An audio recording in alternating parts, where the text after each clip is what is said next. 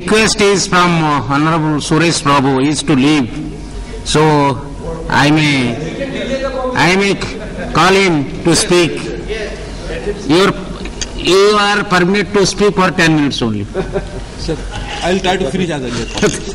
Thank you, sir. Your party has only 5 minutes, so I will give another 5. So 10 minutes. Take. So 15 minutes. And also, I know.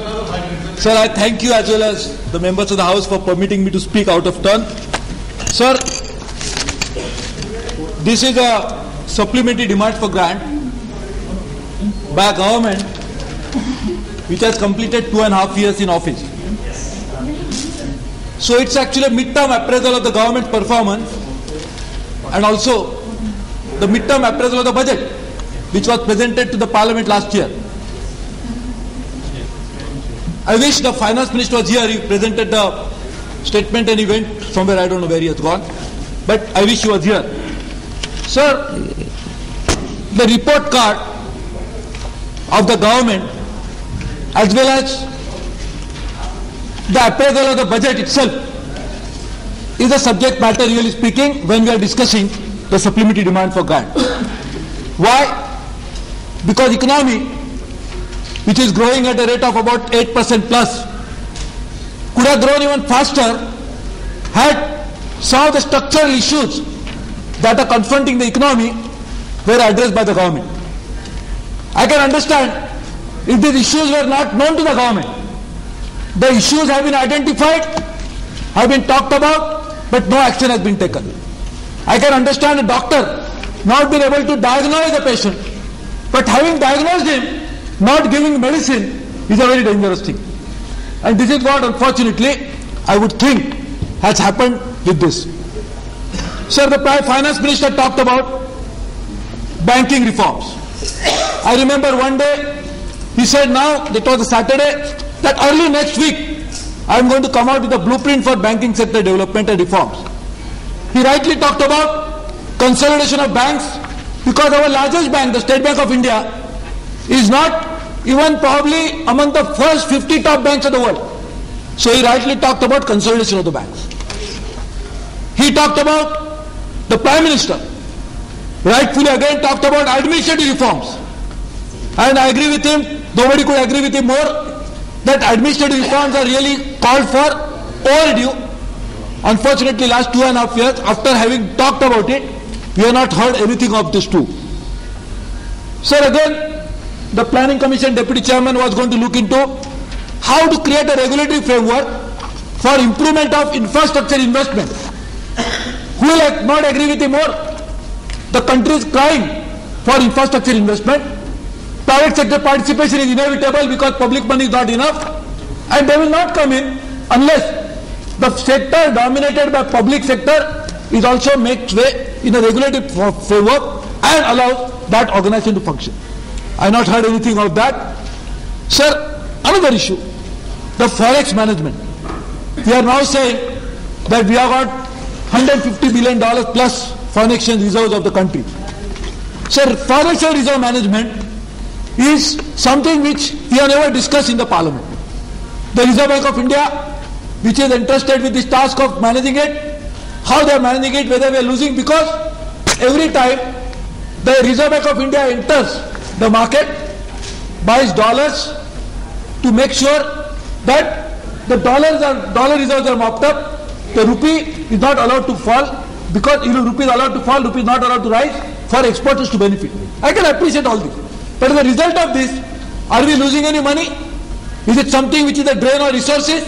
The Reserve Bank of India, since they are managing it, how they are doing it is something which should be known to us. Also, sir, the convergence of monetary policies, fiscal policies, administrative policies to arrest inflation to begin with, but to also bring in the overall economic development is something which the government talked about.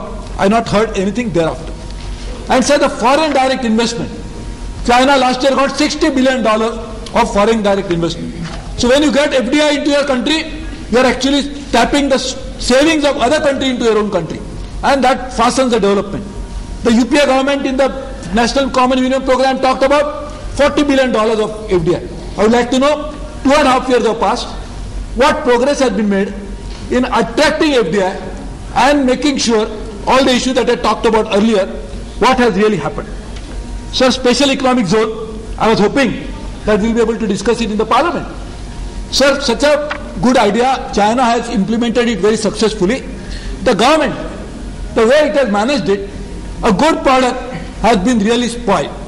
A good concept has been maligned, as a result of which the investment that should have come in are not coming in, but more than that, they're actually losing out on an opportunity to add low-cost, labor-intensive manufacturing into India, whereby employment problem could have been addressed. Backward states like Bihar, UP, Madhya Pradesh, Rajasthan, which could have benefited by investment, the investments are now going into cities like Mumbai, Kolkata, Chennai, who are as it is burdened with population and more economic activity. So, sir, what I am saying is, a report card of the government, when they have completed 2.5 years, and when they are presenting supplementary budget, I think the time for review of that, so therefore I was thinking the finance minister should have been here. So I'll come to the supplementary grant themselves. Sir, one of the points that finance minister talked about, he is now asking the parliament to approve 21,823.92 crores as additional expenditure. Of course, it is true that net cash outflow will be only 11,444.76 crores. But even then, he said only 11,444. I can understand the economy is going fast, so now finance minister thinks 11,000 crores is a very small amount. But even then, it's, sorry. So therefore, what I want to know is that what impact this additional expenditure is going to have on Fiscal Responsibility and Budget Management Act. When the finance minister presented his first budget, the first interim budget of the UPA government, he in fact increased by the notification by saying that the FRBM implementation, I am increasing it by 1 year because the government has just taken office. So already you have changed the goalpost for attaining fiscal and revenue deficit targets. Now we would like to know, as a result of this, what impact is going to have. He said he is going to do it out of savings and out of buoyancy in revenue. Sir, two things are important. What type of savings you are trying to attain? Are you trying to curtail the capital expenditure, which in fact has been done consistently from 1991 to today to attain fiscal deficit target? So if you are reducing your 10,000 crores of savings by reducing capital expenditure, that is not in the interest of the economy. And if you are reducing revenue expenditure, is it something which is really unproductive? And if it is unproductive, why was it first of all provided in the budget? You are saying I am going to attain savings, so why was it provided if you think it was unproductive? So these two issues are important, and we really need to know both the issues as to how he is going to attain this target. But sir, more importantly, if the revenue targets have been increased and therefore more money is coming in, then that is not an incentive to spend more. So India has a very high percentage of debt. A domestic debt is very high. In fact, we are almost in a debt trap because the interest liability is constantly increasing. It is going beyond more than 50% of the current revenue, and therefore we really need to look into this issue. So if the revenues are going up, it's a good reason to redeem debt. Why should we increase more expenditure? So therefore that cannot be the justification. So I wish we could really think about this issue as well. Sir, second issue is about the farmers themselves. So the finance minister has provided 1,359 crores and 1,000 crores as a debt relief and as well as subvention. Sir, my friend, a good friend, Mr. K.S. Rao was saying, and finance minister in fact told him that they have more than doubled the credit in last 2 years. Sir, I don't understand this. Look at the paradox. On one hand, the government is patting its own back by saying that we have increased the credit. On the other hand, you are saying, now I am giving you debt relief.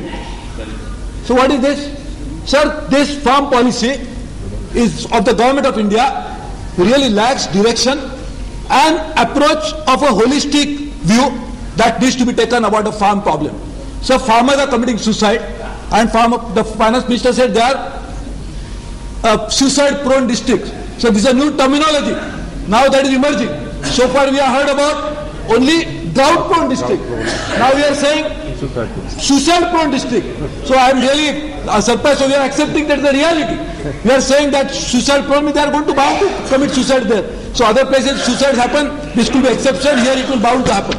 The point I am saying is, the farm sector of the country needs a holistic approach, a proper vision, and in the absence of that, what a government doing in an ad hoc basis is something which I am really worried with. I have said it many times, I repeat it again, and that is more clear in terms of fertilizer. Sir, the fertilizer subsidy has been increased by about 1,300, I'm sorry, what I was talking about, farmers was other figure. The fertilizer subsidy is now 2,359 crores, increase about that.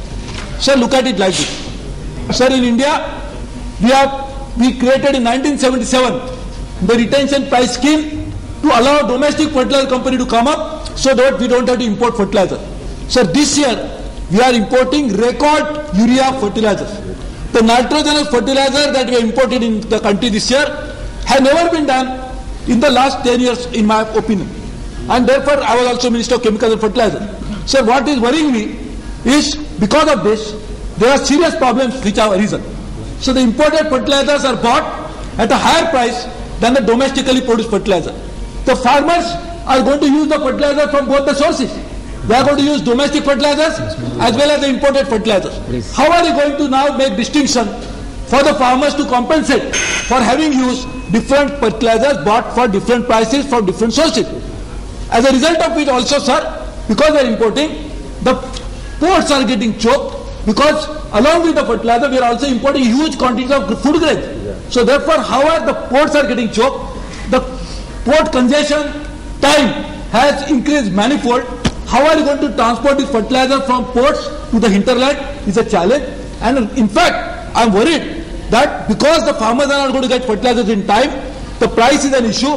Probably the productivity will get affected because the farmers will not be able to use fertilizer. So this is also a problem related to the farm sector. I hope the government deals with it in a very holistic manner. In fact, the finance minister in his earlier time when he was the finance minister presented a status paper on subsidy, but now he seems not to be truly worried.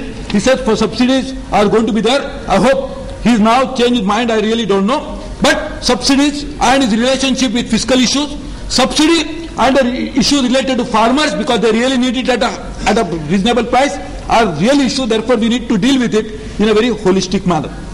Sir, other point on this, I am talking only on this, sir. Few points, just I'll wind up. Sir, on supplementary demand for grant, the finance minister wants us to provide more money for heavy industry and public enterprise because he wants to infuse more capital in some of the industries which he wants to now revive. Sir, I can understand this was a commitment under the minimum program, but I think, sir, along with this, the government owes an explanation to the House as to by investing and injecting so much of money, how many jobs really have been saved, how much productivity has been created, and as a result of which, how much increase in production has really taken place. So really we have a right to know, and I hope the finance minister will be able to really give us this information. Sir, I hope the good money is not thrown after the bad, and that is what I hope this will really happen. Sir, the Information and Broadcasting Ministry has asked for an amount of 20.58 crores in this supplementary grant for disseminating information about the government's attainment. So I hope it is not the money that we require to spread the sagging image of the government so that UP and other Punjab and other elections which are around the corner, the prospects of the government will improve. I hope they improve, but I hope they don't use the government money for doing that. And therefore I think why this 20.58 crores, which is in supplementary demand, has been provided, I would like to know.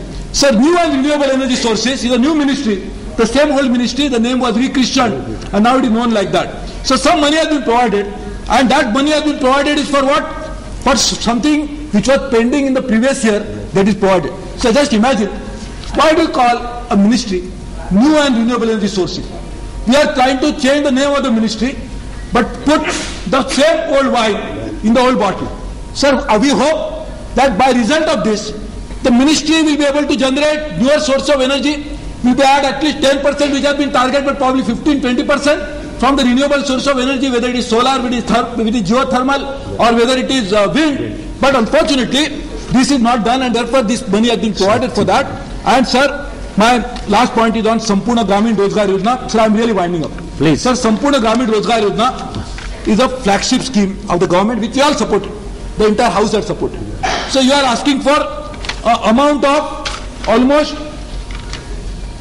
I think, sir, it is something like 700-800 crores. So what I am saying is, sir, you are asking for that money. It's really the responsibility to tell us what has happened to the money that we spent already. How many districts, how many man-hour jobs have been created, how much real good quality assets have been created, and if they have created those assets, what benefit it has really gone to the people. Because sir, otherwise before that, if you give more money, it will not be useful, because this is the promise that even Rural Development Minister had made to the Parliament, that when I had in fact raised the issue, I had moved an amendment that will inform the Parliament. So now we are asking for more money. It's an obligation on the part of the government to give us information. Sir, there are bullet-proof cars, are being bought because SAARC summit is taking place in Delhi. And because of SAARC summit, SAARC leaders are going to come. Of course, we have to provide security to them. But I don't understand. It is provided from Ministry of External Affairs.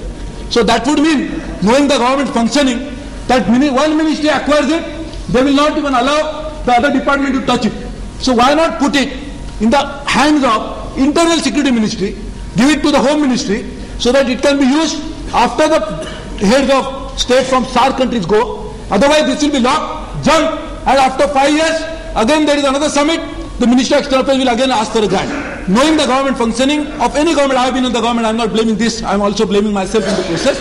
I am just saying, make sure that this compartmentalization which deals with this will not be affected. And so the Ministry of Shipping, sir, you are aware, sir, you are Minister of Water Resources.